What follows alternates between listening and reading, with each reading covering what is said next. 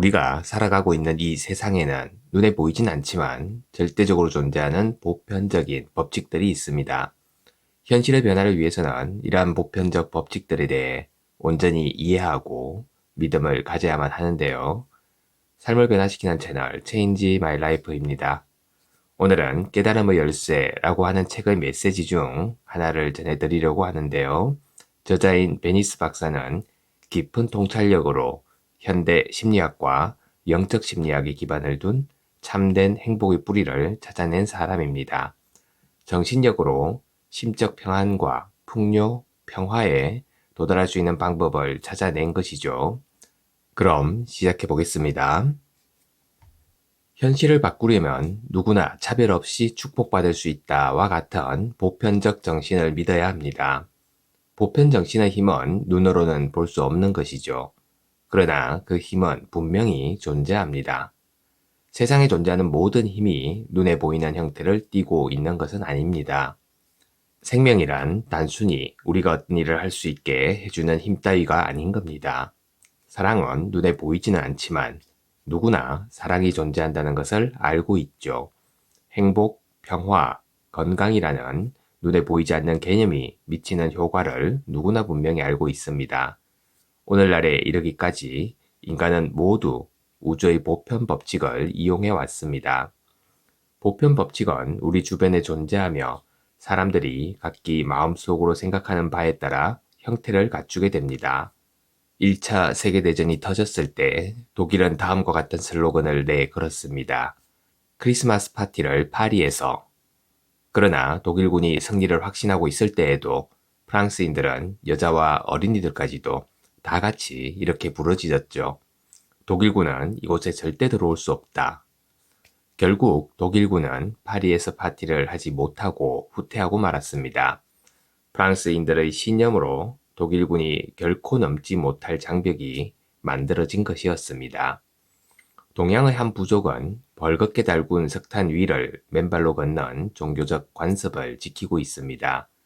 그 부족이 뜨거운 석탄 위를 맨발로 걸으면서도 화상을 입지 않은 것은 마음속에 확고한 믿음을 간직하고 있기 때문입니다. 믿음은 그 깊이에 개인차가 있을 뿐이지 인종이나 신념에 따라 본질이 달라지는 것은 아닙니다.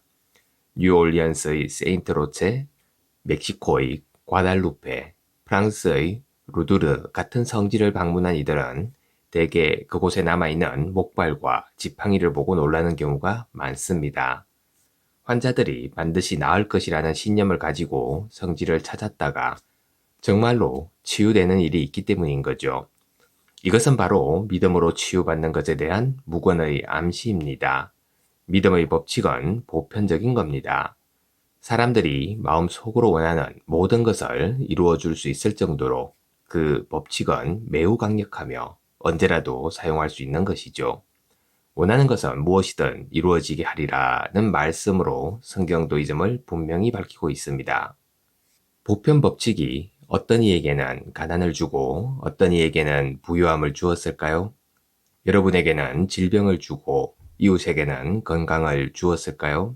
절대로 그렇지 않습니다.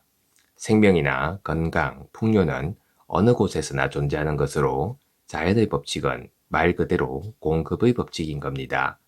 빈곤은 자연 법칙을 기준으로 볼 때 매우 부자연스러운 상태입니다. 빈곤은 인간이 만들어낸 조건이며 스스로가 만든 제한으로 생긴 것이죠. 누구나 차별받지 않고 축복을 받을 수 있습니다. 누구나 시간이나 장소에 구애받지 않고 건강이나 행복, 번영 등을 누릴 수 있습니다. 다만 모든 것은 의식의 문제이기 때문에 원하는 것은 무엇이든지 이루어질 수 있다는 신념을 가지고 노력하는 사람만이 축복을 누리게 되는 겁니다. 기도하고 구하는 바를 마음속으로 이미지화하고 상상해 보세요. 소망하는 바가 반드시 이루어진다고 믿고 눈을 감은 채 원하는 바를 직시하세요. 그러면 우리의 신념을 통해 우주에 널려있는 눈에 보이지 않는 실상에서 소망하는 바가 창조됩니다. 소망하는 바를 이미 얻었다고 믿어보세요. 그러면 보편 정신이 이끄는 바에 따라 소망이 현실로 이루어지는 것을 보게 될 겁니다. 이미 갖고 있다는 것을 믿어라는 말에 대해 논리적으로 생각해 보죠. 정원에 뿌린 씨앗이 자라서 열매를 맺는 것과 같은 이치인 겁니다. 흙 속에 씨앗을 심고 난 후에 그 씨앗을 심은 사람은 씨앗의 모습을 볼 수가 없습니다. 그러나 본인은 씨앗을 심었다는 사실을 알고 있으므로 계속해서 열심히 땅을 경작하기만 하면 열매를 얻게 되어 있습니다. 본인이 심은 씨앗이 자라서 야채가 될 것이라는 타당한 믿음조차 없다면 열심히 경작하지도 않을 겁니다. 씨앗이 열매를 맺으리라는 믿음을 갖고 계속해서 땅을 경작하다 보면 곧 정원에 야채가 한가득 열린 것을 보게 될 겁니다. 씨앗을 심은 사람은 정원에 심은 씨앗이 야채가 되어 나타나리라는 것을 이미 이루어진 사실로 믿고 있는 것이죠. 여러분이 처해 있는 상황도 이와 마찬가지인 겁니다. 곰곰이 생각해보면 누구나 그 이치를 알 수 있습니다. 여러분은 마음속으로 생각하는 모든 것을 성취할 수 있습니다. 우주의 보편적인 실상이나 생각은 눈에 보이지 않습니다. 따라서 여러분은 소망하는 바가 현실로 나타나기 전에 이미 이루어진 것이라는 말을 확신하기가 어려울 겁니다. 그러나 식물이 심어진 씨앗을 가꾸고 키워 원하는 열매를 얻기 위해 노력하듯이 생각의 씨앗을 심고 키워야만 합니다. 무의식적으로 생각의 씨앗을 심기만 하고 전혀 노력하지 않으면 훗날 아무런 열매도 거두지 못하게 됩니다. 그리고 상황은 조금도 개선되지 않을 겁니다. 빈곤이나 불행, 질병은 한때 마음속으로 그런 생각을 품었던 탓에 나타난 결과들인 겁니다. 부정적인 상황은 우리에게 무익할 뿐만 아니라 자연 법칙에도 어긋나죠. 보편 정신은 무한합니다. 따라서 우리는 보편 법칙에 따라 구하기만 하면 원하는 것은 무엇이든 가질 수가 있습니다. 마음속에 소망의 그림을 분명하게 그려보세요. 매일 시간을 내서 명상을 하고 늘 꿈을 꿔보세요. 현재 자신이 처한 상황은 지금과 같이 의식적인 방법으로 과거에 자기 자신이 만들어 놓은 것이라는 사실을 명심해야 합니다. 오직 선한 일만을 추구하면서 매일 노력하는 가운데 소망이 이루어지는 날을 고대해 보세요.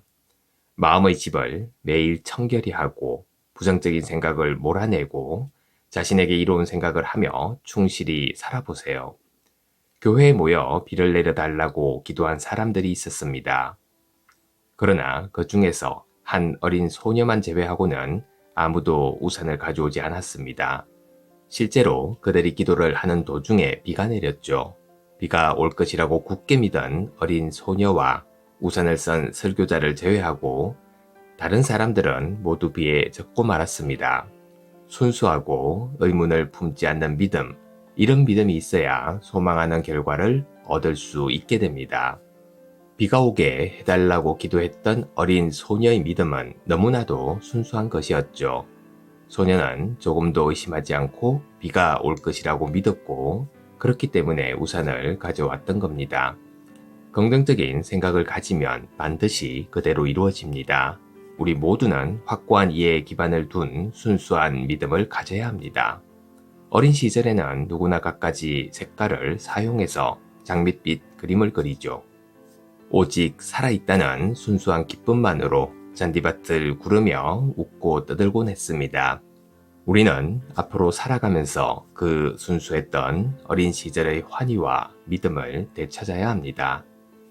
감사합니다. 함께 나누고 싶은 좋은 책이 있다면 댓글을 통해 추천을 부탁드립니다. 매일 아침 소중한 메시지를 전해드립니다. 구독과 좋아요 부탁드립니다.